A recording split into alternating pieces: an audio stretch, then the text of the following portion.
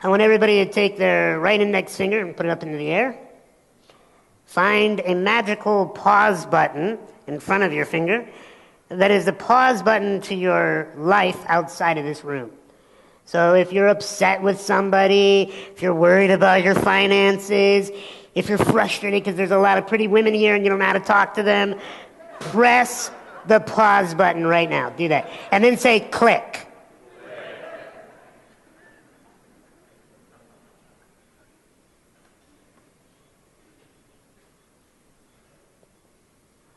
It was about midnight, and I was extremely tired. About 8 years old.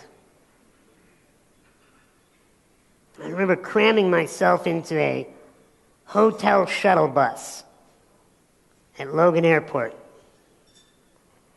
I did not want to be in that hotel shuttle bus. I wanted to be on an airplane with my family headed back to Chicago, where I live. But we didn't get on that flight. So we got in our hotel shuttle bus and headed to the hotel. And at 8 years old, I wiped the sleep out of my eyes, and I turned to the bus driver and started a dialogue. I just had a simple conversation. I asked him about his life, talked to him, we laughed, we joked around. To me, it was just a way to pass 15 minutes until I could finally get to the hotel. But what you have to realize is that time to you is not time to everyone else. What might just be a passing smile to you could save another person's life. We entered the hotel, and my family and I were famished, so we went to the restaurant in the hotel. We ordered food. It was late. They were basically closed, and they opened it up for us. We started eating. I was falling asleep a little bit into my pasta marinara, and I see the bus driver. His name was Bill. And Bill comes walking to the table, and he looks at my parents, and he said, "Thank you. Thank you for raising such an amazing boy. Because tonight was a magical night for me." And he kneels down beside me. I'm just wanting to eat and go to bed at this point. I'm just looking at him like, what's going to happen here, huh? So I'm eating my pasta, and he puts his hand on my head. And he does that thing we do when we're just so in the moment. We just want to reach out and connect to somebody. And he begins to cry. And he said, "Tonight I was going to kill myself. I had it all planned out. This was the last run I was going to take in my bus. But spending time with your son, I realized that I have life in me. I realize that life is worth living." And what you don't know is that a few years ago, my wife left me, and my children won't speak to me, and I've been feeling tremendously sorry for myself. But when your son got on this bus, I realized sorrow is a choice. And I just want to thank you for that. And he got up, and he left. And I never saw him again. But what I realized at that tender little age is what you might think is just a passing conversation could save someone's life. And you might say, "Well, Sean, I don't look like you. I don't have your life story." It doesn't matter.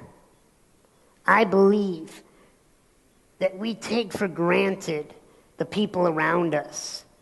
We sometimes get caught in that trap of believing that they're like holograms, like they're there, but they're not really there. And we have to get out of that. We have to realize that there's a thing called connection, and that we have to do something to get activated in the surroundings that we have. because a smile can truly save another person's life. And this program I put together especially for Awesomeness Fest, because I've been speaking now for 15 years. And when Vision called me up, he said, will you speak? And I said, yeah, I can put it into my schedule. He's like, it's in Costa Rica. And so we started dialoguing, and I said, I'll put all new material for you.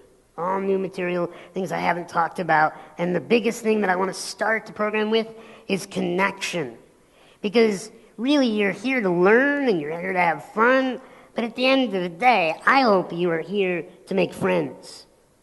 I hope you're here to make contacts. I hope you're here to bond with people, to share your life with people. And so in my career, I found that connection is so very valuable. And it's not just about talking to somebody. If you're going to take notes, this is what you want to write down right now. The difference is there's communication and there's connection.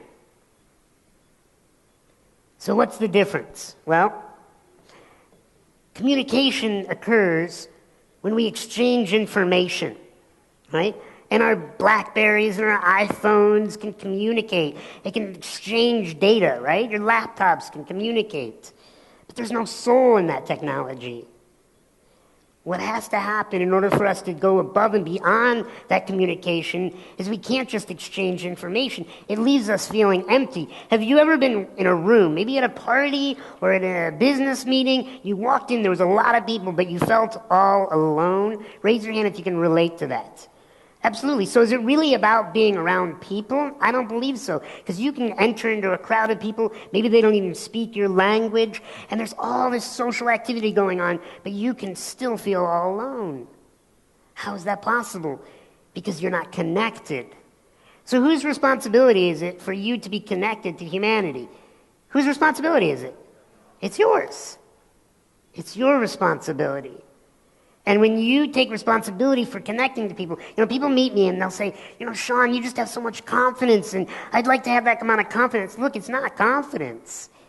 I believe it's just I make a special request out of myself to meet people and to get to know their lives and see what I can do for them in the time that I have, that little window maybe of their life. And so connection is not an exchange of information. This is what you want to write down. Connection is an exchange of humanity. It's an exchange of emotion. So I need your help in doing a little activity here. Raise your hands if you've ever been happy. You don't have to be happy right now.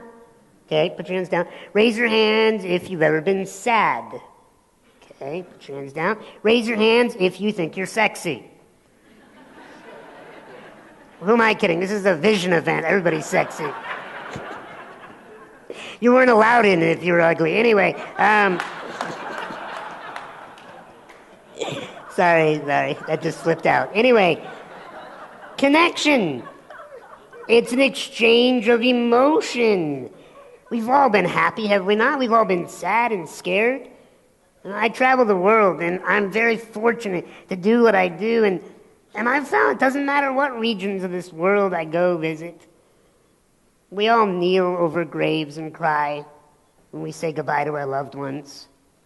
We all get scared when the phone rings and it's that person that we love, and maybe we haven't told them yet that we love them, and there's that first moment of butterflies, right? What's going to happen? And we all feel confused and like we don't know what's going to happen next when we get news that is bigger than we think we can handle. Somebody's sick. A job is lost. A child is missing. Look, we all have emotions.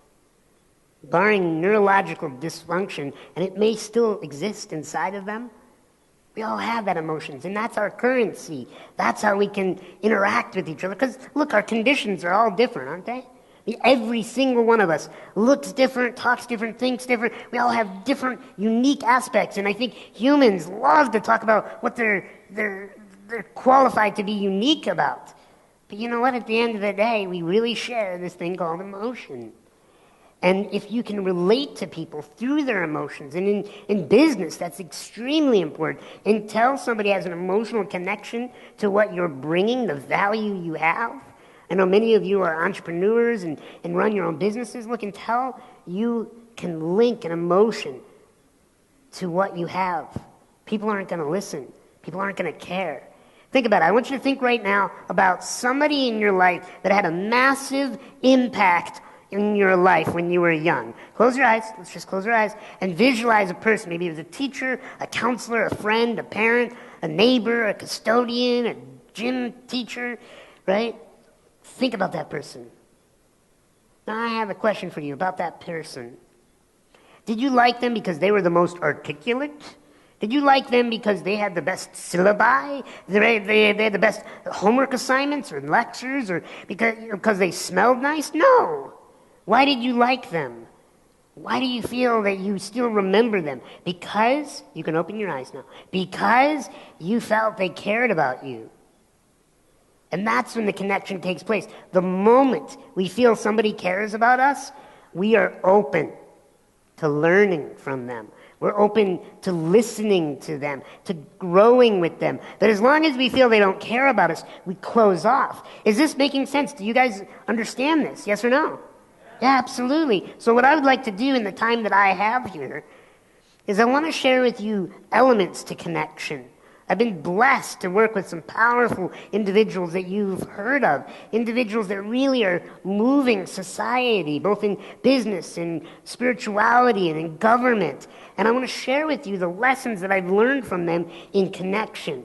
And connection is so very valuable at this seminar, because when the talks are over and you're out there and you're interacting, I really want you to push yourself.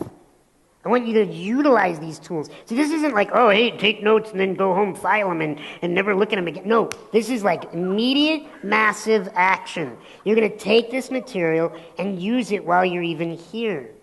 Because think about it. What would happen if we took these lessons of connection, we all implemented them? By the end of this event, it would be like we're one massive, happy family. And that's what I want. Is that what you guys want? Yes or no? Yeah. Absolutely. So let's start off right now. I want to show you the difference so that you know the feeling between connection and just communication. So can you guys role play with me? Can you guys act things out for me? Yes or no?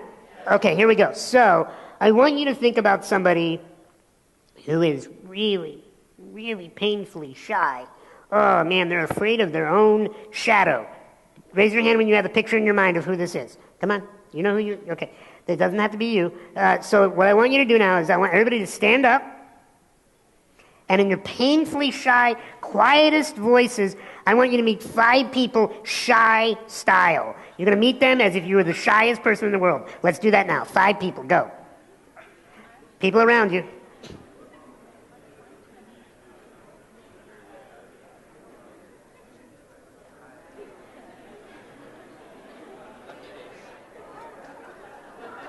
Okay, go ahead and sit back down. Hey, shy people don't hug. Hey. All right, let's give it up for being shy. All right. Now we're going to switch gears. I want you to think about somebody who is extremely pompous, arrogant, believes that they are the center of the world, right? I want you to think about this person in your mind, that behavior. It's like that person actually looked at me. Oh, I should charge him. Sean, I'm breathing. Don't bother me, okay? I want you now to stand up and in the most arrogant, egocentric way, meet 5 people. Do that now.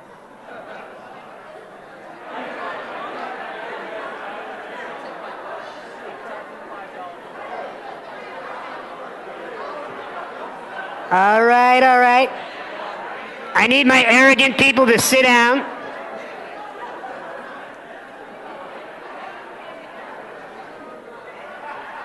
Good to see you. Good to see you. All right. Some of you came by that a little too naturally. Some people are like, oh, be myself? Yay! But enough about people from LA. Anyway, oh, geez, sorry. I love LA. I'm kidding. Okay, so here we go. Now I want you to think about somebody who is just so warm and friendly. Oh, they are sticky sweet. Like everyone loves this person. And maybe it makes you a little jealous because this person is loved by everyone, okay? And I want you to take that energy now, and I want you to go around and meet 10 people in the most loving, like they are your best friends. You haven't seen them in years. Stand up, ready, go.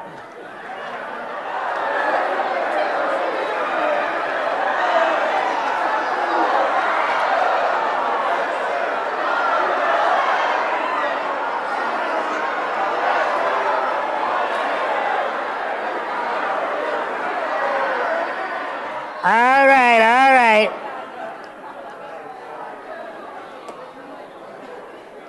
Sit back down. It looks like some of you hadn't been touched in a while. You're at a Vision Lacchiani event. That's gonna happen a lot. Anyway, so my dear family here in the room, anybody notice a change in energy in the room? Who's responsible for that energy? You are. So when people come up to you and you interact with them, I want you to hold that space of I am responsible for connecting to this person. I want to fast forward to just not too long ago, I think it was about a year ago. I was out with a friend. We were at a dance club. And my buddy, I don't know if you are aware of this, but I was built for dancing. I've been actually banned from a couple states up in the U.S. because my dancing moves too hot. Anyway, we're at this club, and my buddy is watching me interact. At the time, I was single. Let's make that clear. So I'm out on the dance floor, and there's all these women in a big circle around me, and they're all like, Sean. They didn't know me. I just created that. One of my mentalities is, when I come to your reality, we're going to throw a party. No matter how long I get with you, we're going to throw a party. So anyway, I create that mind frame, and he's watching this, and he comes up to me afterwards. He's like, dude, it's just not fair. And I'm like, why? He's like, yeah, keep in mind, this is my close friend. And he's like, women come up and meet you because you're in a wheelchair. And I'm like, really? Women come up to me because of the wheelchair. Oh, you're right, because ever since little girls growing up, they're like, oh, I just want to meet a little man in a wheelchair. What are you talking about?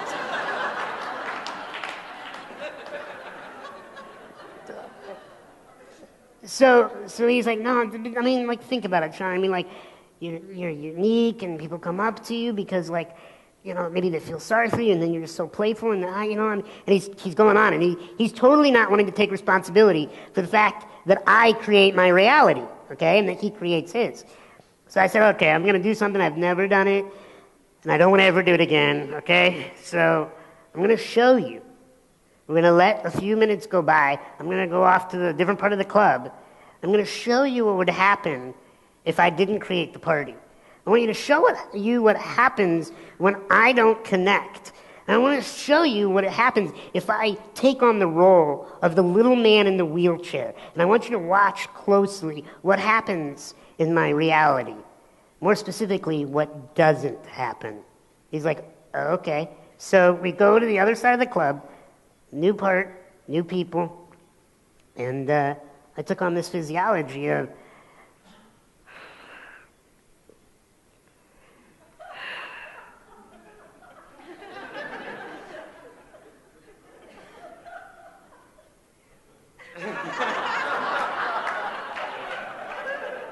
and I'm just bringing on this physiology of I hope you see me.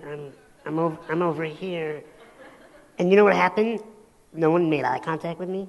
People walked right past me. People actually avoided me because they felt sorry for me. Now, was it my container or was it my energy? Which one was it? It was my energy. And as he watched this, he got more and more petrified because he thought he was losing his best friend. He's like, oh my God, are you going to be able to come back? He's freaking out. He's like, don't ever do that again. I'm sorry, you're right, it's the energy. Just get a circle of girls around us, man. Come on, Sean, snap out of it. energy, folks. You are responsible for your reality. Connection. It's the connection. I choose to make you comfortable with me. It is my responsibility. Thank you, Lisa. You may never have seen somebody like me. And maybe you're like, oh, wow, do I talk to him? Do I not talk to him? What if he's like afraid? And here's the thing. We teach people how to treat us. Okay, that's not something new that Sean created. I'm spouting what the masters have taught for thousands of years. Like, we teach people how to treat us. And if you want to teach people to treat you with disrespect, you want to teach people to treat you as if you're shy, you want to teach people to treat you that they would never want to buy something from you, you want to teach people that you are not lovable, you want to teach people that? I don't think so. But maybe that's what you're doing. And maybe that needs to change today. And maybe you can utilize the tools that I'm going to share with you. I'm going to open up my bag of tricks, things that I don't ever share on stage, on how to connect, how to get people to go, I love spending time with this person. They light up when you come in the room. They get excited. They don't want you to leave. Would that be of value to learn? Yes or no? Yes. So I want you to take notes. I want you to bring this into your reality as quickly as the next break with the people around you. And they aren't mine. Look, anytime a speaker touts that their material is genius and brilliant, look, I believe there's, how many keys on a piano? 88? Yeah? Okay. So there's only so many combinations, right? Between Van Halen and Mozart. Same thing with material. I'm not telling you anything new. What I'm doing is I'm putting it together in a way that you may not have heard it. So, with that said, I'm going to go back to the 3 people that I really look up to for connection. People that I think are making a massive impact on this planet. People maybe you want to meet in your life, so this will give you one step closer to that experience. First one. Raise your hand if you ever heard of a fellow named Bill Clinton. Okay? You don't have to like this guy politically, all right? But there's this man named President Clinton. He was a president up in the U.S. a few years ago, and he was known for a lot of things, but one of the things that he was known for was his ability to connect with people. Even the people, don't go there, even the people who said they hated him.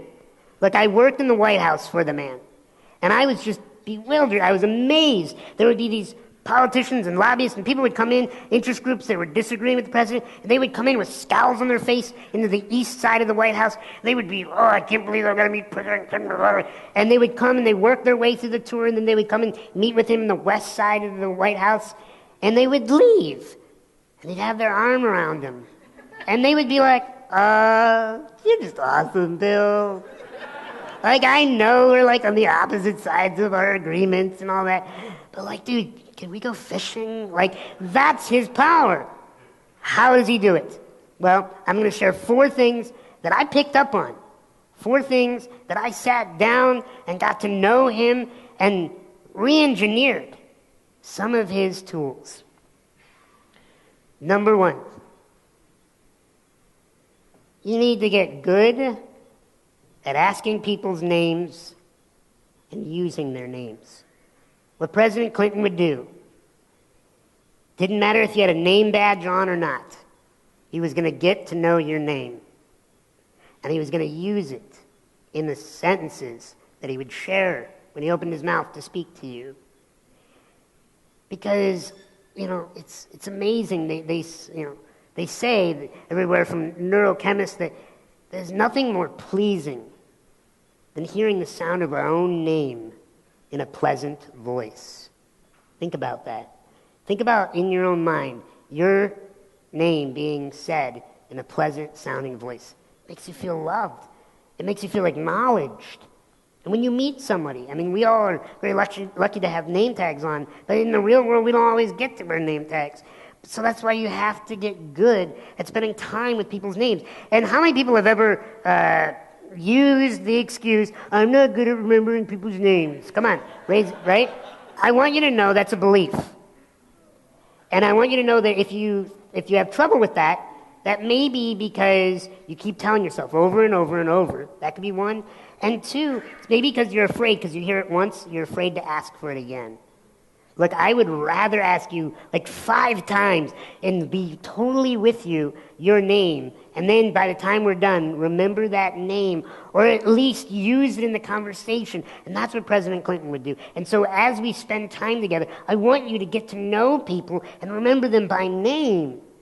Because that may be the only thing you remember about them in the conversation that you have. But that will mean so much to them. And I'm blessed because I happen to look a little different. So it's very hard to remember my name. No, actually, it's very easy to remember my name. Not all of us have that unique ability. So when you're meeting people, maybe make some fun little game in your head. If their name is Anna, rhyme that with banana in your head. Do whatever little fun game you can do to remember their name, or remind yourself of somebody else you met with that name that you remember. Create the little games to remember people's names, but remember, that's going to go a long way. Number 2, something I learned from President Clinton. President Clinton had a way of making eye contact. He had a way of locking eyes. And here's what I've seen in my day of being around some amazing people. I've been fortunate to work with some of our star athletes in the world. I've been fortunate to work with some of the pop singers and legends in music and business, and all these people that just get swarmed with people wanting to get their autographs and pictures taken. And I remember that President Clinton had something special to him that most, if not almost all of the others that I've met wouldn't embody. And then when he locked eyes on you and he was talking with you, he wasn't looking around for the more important people in the room to be talking to. He was with you until he was done, until you were done. And he was in your eyes and with you in that moment, creating a bubble around the two of you. Because look, if you're creating this energy of, oh, wait, okay, I know I'm talking to this person, but I really want to meet Sean, and Sean's over there. Or I want to really talk to Vision, or and you're not with the person that you're talking to, what energy are you sending out? They're more important than you. And now, what taste does that leave in our mouth? How does it make our heart feel? Even if we're not conscious of it, our unconscious is picking it up. Number 3 that I've learned from President Clinton. This is really big. I love this one. President Clinton, didn't matter who you were, he would ask your opinion about things. And I've noticed that humans are never in a shortage of opinion. I've never heard somebody go, Sean, I don't really have an opinion on that. That may happen once in a blue moon, but the majority of the time, here's my opinions. Blah, blah, blah, blah, blah. Right? And we want to share our opinions. We want to be heard. I think we want to be heard more than we want to talk. Think about that. What's the difference? Talking is just blah, blah, blah, blah, blah, noise. Being heard means that person is with us, connected to us. And so when we ask somebody their opinion, it's like we're actually making them a miniature expert in our life, in that little bubble, and in that little frame in our life.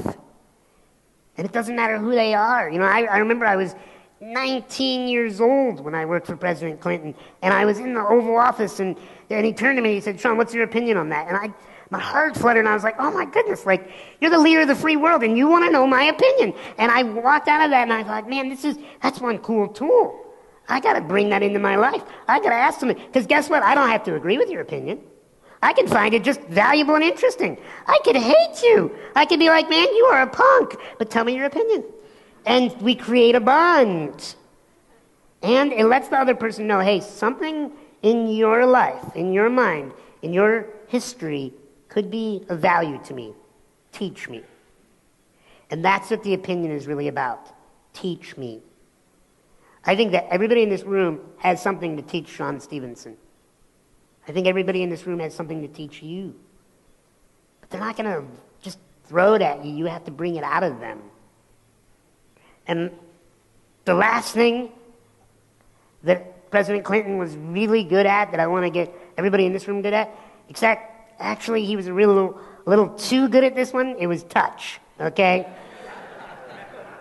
Touch. when we reach out and make physical contact with someone, there is an electrical exchange. You know, they've studied and they found that waiters and waitresses that just lightly tap the shoulder of their patrons when they first come up to the table, "Hi, how are you?" Just that touch increases their tips. Why? Because it's saying, "Hey, I see you. Hey, I am actually interacting with you." You know, and touch doesn't, I mean, maybe you're somebody that's like not touchy-feely, and that's okay. I would actually kind of nudge you out of that mentality if you want to be a leader on this planet. But I'm here to tell you that just the slightest little touch on the shoulder, on the arm, when we shake somebody's hand, I always call it the hand sandwich, where you shake somebody's hand and you clasp over top of it, and you just hold it for a moment. So I want you to, sitting down, turn to the person on your left and right and give them a hand sandwich. Do that now.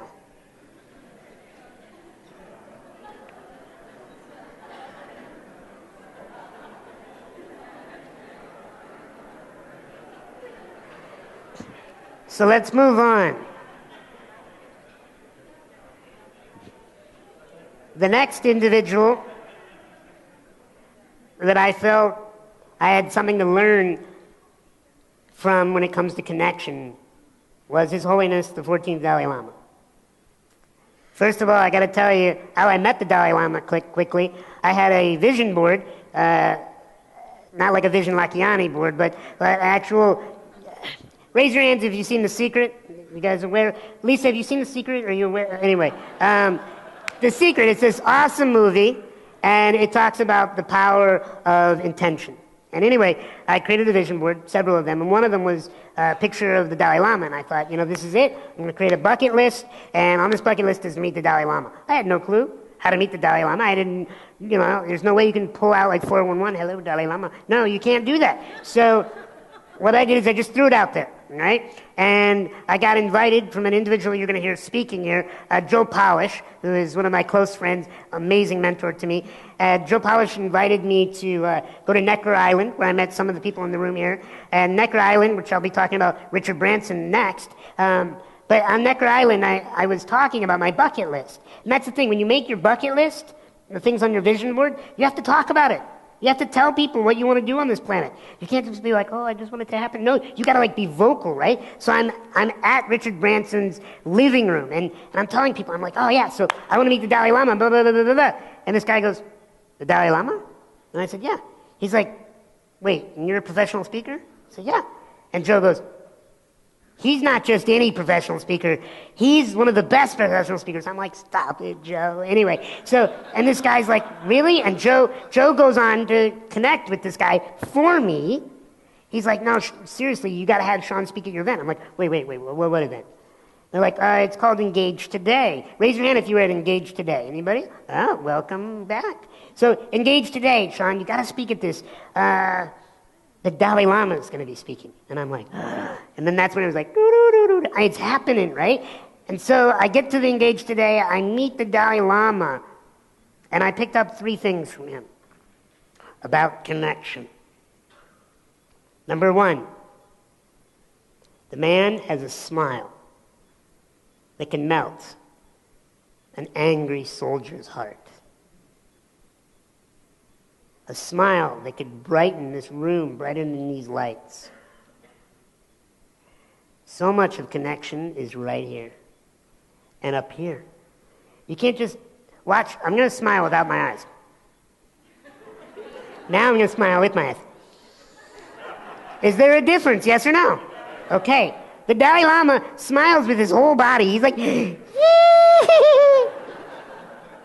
he's got this playful wisdom to him, and it's in his smile right off the bat. When you meet people, you have to see, this is a signal. This is like the billboard of what you're bringing to their life.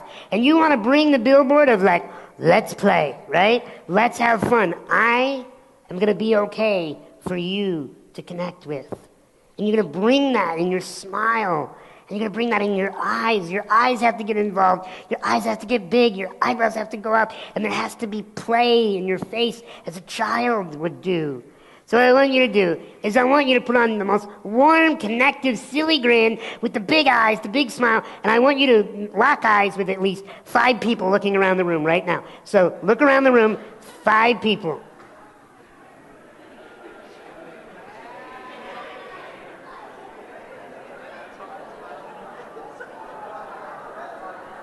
The Dalai Lama's smile, we all have access to it. The second thing I learned when it comes to connection from the Dalai Lama is he always had a sense of playfulness to him. A sense of playfulness. I mean, this is a man that was driven out of his own land. Could have easily been bitter. This is a man that, when he travels in events, it's hundreds of thousands of dollars just for his security because people want to have him killed. And the man brings playfulness. I mean, you have a bad day if somebody screws up your taco sauce on your taco salad, right? This is a man who's like, oh, hey, I could get killed any day now, you know? And he's all like, hey! Folks, we have something to learn there. Playfulness. / I have another word that he used that I believe he brings to connection, which is wisdom. You know, you have access to wisdom. You may think that there's all these other people out there that are wise. You know what wisdom really is? I think it's just really being in touch with your intuition, listening to yourself, and not be afraid to share valuable advice with people, whether they take it or not. See, that's the neat thing about advice. It doesn't have to be taken, but it still can be given. That's okay. So you want to have that sense of playfulness, like as if, you know, hey, let's have a party here together. And then also that sense of, hey, you know, I got something intuitively I want to tell you. It kind of feels like maybe you have a little bit of a chip on your shoulder. I don't know what's going on. Can I be of service to you? Or you look a little scared right now or a little lost. Like, how can I be of service to you? You know, having that like wisdom, that intuitive aspect. And the last thing that I learned from the Dalai Lama when it comes to connection is listening. The man listens.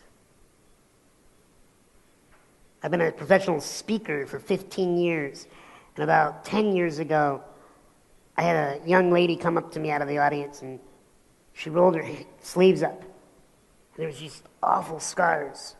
She said, why do I do this to myself? And all the oxygen just got taken out of my body, and I went, I don't know. And I got scared and confused. I didn't know, why would a person cut themselves? And so what did I do? I went back to school to become a therapist because I didn't feel like it was fair to just open up your feelings from being up here on stage and then get off stage and not have a clue what's going on with life. And I had a clue what's going on with the pain in your life. And so I went back to become a therapist, which is really another term for a professional listener.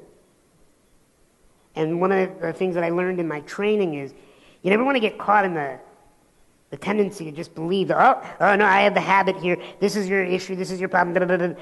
Every person comes from a different space. And you want to listen to people differently. When you're listening to somebody, you got to put your life on pause. Remember we hit that little button out there so that you could be here with me? You got to hit that button more often and listen. And listen is not an activity of being quiet while formulating your response. And we see that, don't we? Have you ever said something to somebody and then like they're like, uh-huh, and they had no clue what you just said. And then you're like, what did I just say? What? What did I just say? And then you can see they're like looking for the tapes. And maybe they even like kick back what you said, but they didn't really hear it. Listening takes place when you put your life on pause. And you stop formulating your response. You just take it in. You know, sometimes, I think honestly, the people we like most to hang around aren't the people that maybe even have the best advice. I think they're the best listeners, the ones we like to hang around. So we want to get good at listening if we want to connect. So then that brings me to the third person that I wanted to talk about today, which is Richard Branson. And what I enjoyed about Richard Branson is when I went to his private island, it was just a magical experience. It felt like I was going to Jurassic Park, honestly. We get in this boat, we're going out to this island, and like there's like, you know, I was waiting for like people to be like, oh, it was weird. And so we get to the island, going up these steps, and people are carrying me. We come in, there's this long kitchen table, a dining room table, and we're eating. And in walks this man. And he's just to himself, and his hair is all wet, and he's in his bathing suit, and he comes, sits down. It's really quiet. And I start observing him.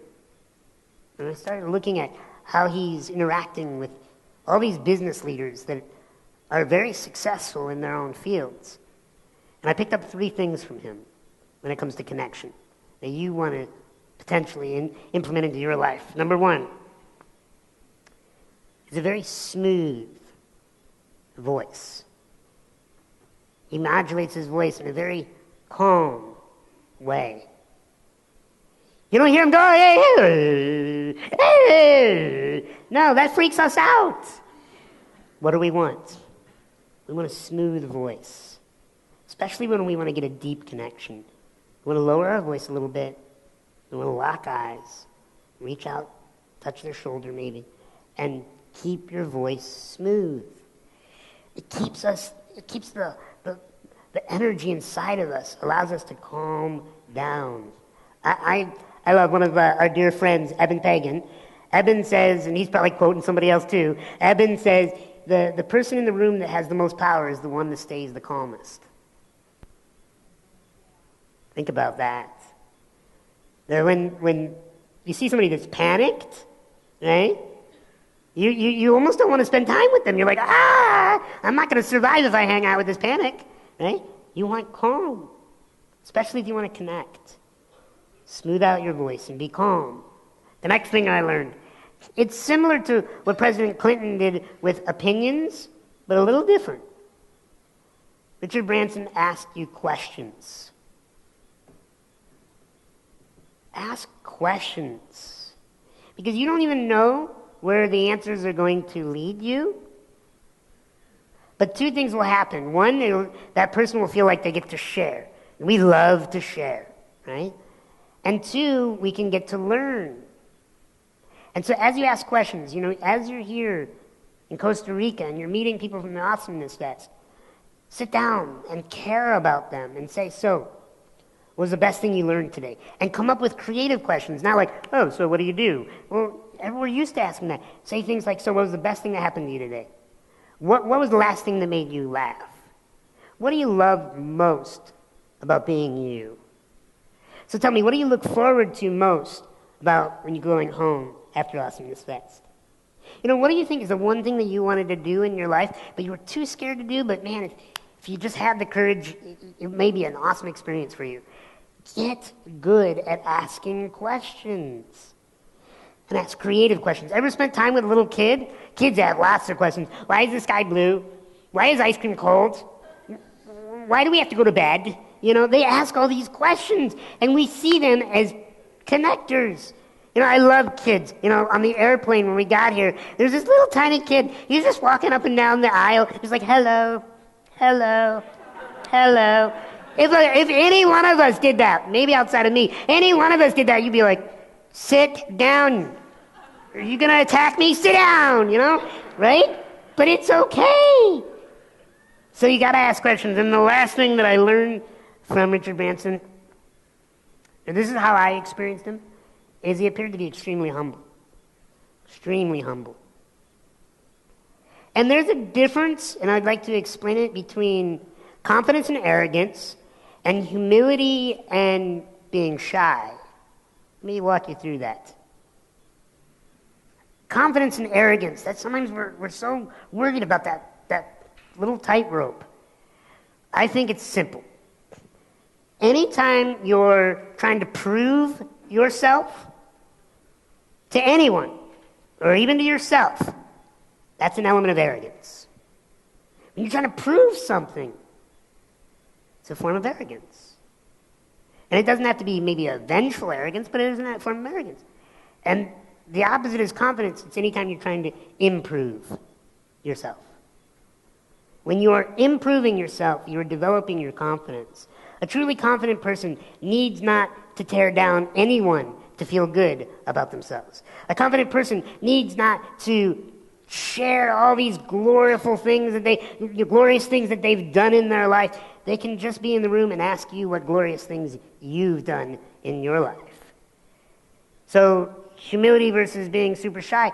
I think it's okay to celebrate you. I think it's okay for you to celebrate you. But make sure that you're also celebrating other people in the process. That's the thing. If you can bring that element, no one will ever... Also, this is a little tip. Big tip, though. If you're ever going to brag, just warn somebody you're going to brag. Just say, can I get your permission to brag? And they'll go, yeah. And then you can brag. And then they'll go, you're awesome. And you'll be like, thank you for letting me brag. And that's it. It's that easy. You don't ask that question, you're arrogant. People are like, oh, gosh, I don't want to hear about your trip to Mexico or Costa Rica, right? But if you say, hey, can I brag for a second? I won this award. Oh my gosh, that's awesome. Get permission to brag. And people will love you. So let's try that right now. I want you to think of one thing that you're proud of right now, and we're just going to do this with one person. Ask that person next to you, can I brag for a second? They'll say yes, and then you share one thing. Let's do that now.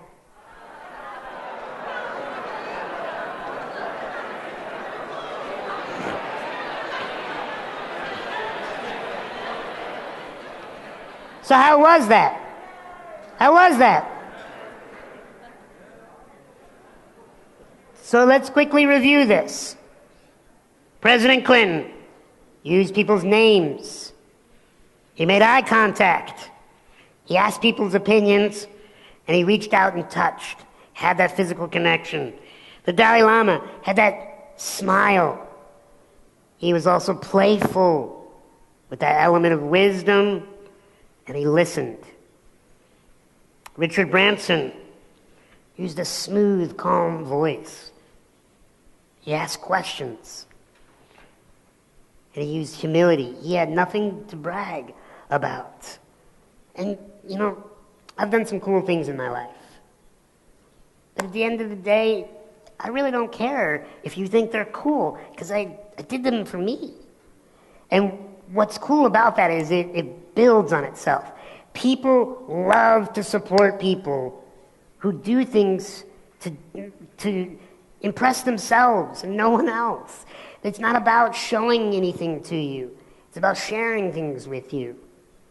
So I would like to share with you my final thoughts about connection. And I have 3 things that I want to share. 1, you got to see connection as a game of ping pong.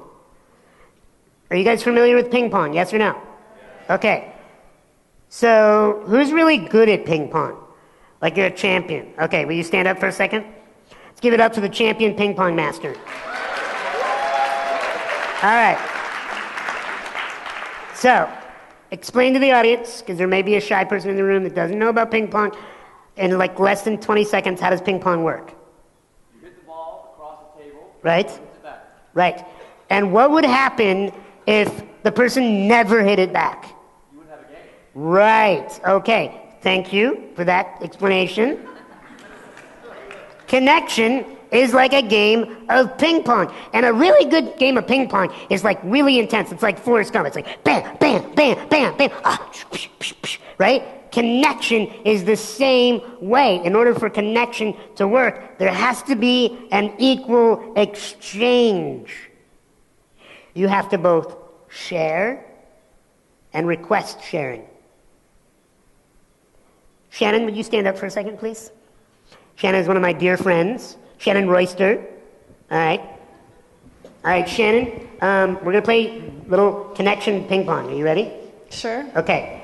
So let's give some encouragement to Shannon right now. Okay.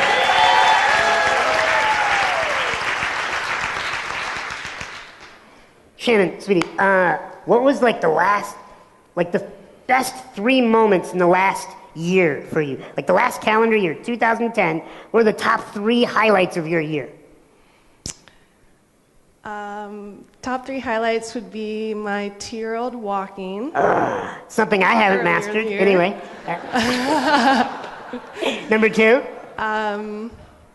My husband having a record year in his company and me supporting that. Nice. And getting my health back, losing some baby weight, and Nice. feeling reconnected with my core. And Good. Now play a little ping pong here. Now, Sean, Shannon, what? what were the last 3 amazing things that you experienced this last year? Very original question. Thank you. Oh, I was supposed to come up with a new one? Yeah, Okay. no, it's okay. Sean. Yes. Best 3 places you've been in the last year? I was just speaking in Mexico City, which was awesome. 3,000 people, really awesome. I got to see the beautiful mountains and the sunset in Salt Lake City, Utah. Gorgeous. Nice. Wild party town. Get to Salt Lake. Awesome. I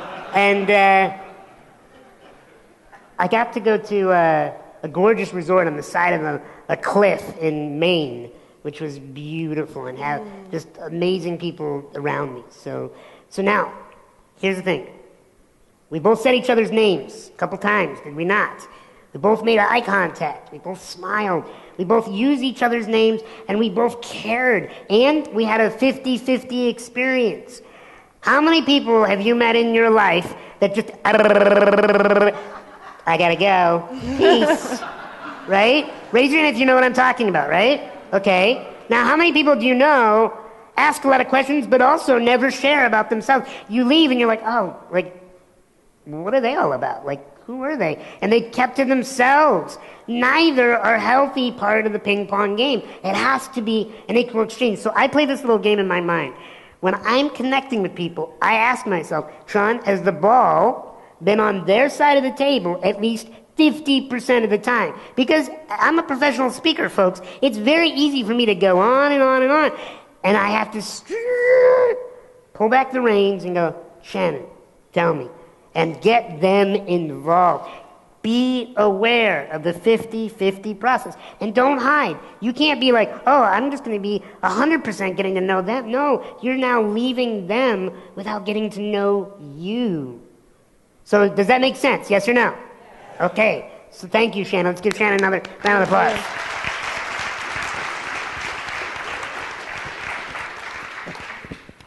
Next thing is praise. Let's look at this little talk that I've done. Anytime I've asked anybody to stand up or talk, I've immediately asked for everybody in the room to praise them through clapping. Yes? Praise is so very valuable. And we do it a lot with the little ones, children, right? We're like, oh, good, you walked, yay! And then they grow like another 10 years and you're like, oh, yeah, you walked. Oh, get out of here, right? Welcome to the species of humanity, right? You stop praising people liberally. You stop praising people loosely. You start holding back your praise like, oh, well, they didn't do anything for me lately, so I'm not going to praise them. Praise has to flow out of you if you want people to connect to you. So you have to praise them for little things. Oh, I love your smile. That's just awesome. Thank you for smiling. You know, and you might think like, oh, that's cheesy, Sean. That's okay. I praise you for thinking that's cheesy, right? So that was a joke. Anyway, so we have to interact with people and we have to praise them. And we have to figure out. Sometimes we have to figure out what they're up to on this planet.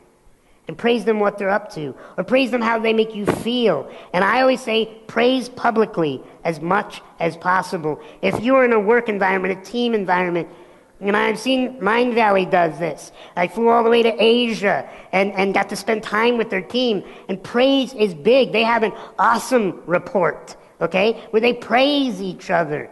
And you have to spend time with your family, your friends. People are craving your praise. People will go further for praise, oftentimes, than money. I've seen people stick around in jobs where they make very little money, but they stay there because they get praised. And they feel that the praise is authentically shared. The last thing that I want to share with you is about vulnerability. It's not just all about being, oh, I'm awesome, you know, and I never have any bad days. You know, connection is also about sharing some of your trials and tribulations. It's about being real with people, right? It's about sitting down and saying, hey, you know what? I just got off 2 long flights. My buns are sore. I'm hungry. And you know what? I'm going through a tough time right now, but I'm going to make the best of it. It's not always about putting, like, oh, I just want to talk about the best things about me. It's about being real. Because you know when we really connect with people is when we hear about their vulnerabilities. And we think about the comics that you love, that really make you laugh. They talk about the vulnerable things that the rest of us are too scared to talk about. And they make us laugh because they release that tension. And so as you are going through Awesomeness Fest, I want you to be open with people. If last year, 2010, this year, wasn't your banner year, not everybody's Sean Royster, if it wasn't your banner year, it's okay. You can share that. Because I would rather know what you're really going through than some fake facade that you're perfect. Look, none of us are perfect. And you should create an energy, a bubble around you of, hey, this is me. And it's not also about bringing like a train wreck to the station. It's not like, oh, I got to tell you about all my problems. Not that either. Moderation on these activities. But you got to share what's really going on with you. And people will love you the more you let them in. So, by raising hands, how many people learned something out of this talk? Okay? And I want to share, we got a few seconds left. I want 3 shares. I want you to praise me on something that you learned here that was of value to you that you're going to use at Awesomeness Fest. And then I will be complete with this talk. 3 things. Raise your hands. We'll get a microphone to you. Okay, right here, stand up. We'll get a microphone to you. Say your name. Hi, I'm Austin. Okay, Austin. I just liked the moment someone cares about us, the moment we open up. I like that. Thank you. Awesome. All right, let's get 2 more. Things that you learned that you're going to use. So this, Austin, you're gonna care about people. Here, you just outed yourself on that one. Okay. Sean. Whoa, voice of God, where are you? I'm the voice from above. Ah, yes. I knew God was a woman. Anyway. I learned that you're a very humble person. Thank you. I appreciate that. And you're awesome. Thank you. So, we're going to learn about using humility. Awesome. Let's get 1 more. 1 more. Okay. Or 2 more, because you guys are awesome. Sean, I learned from you how to approach people and how to love them without going too deep, but how to appreciate them and feeling better. Awesome. And make them feeling better. Can you tell that she popped her comfort zone? I want everybody to give her a round of applause.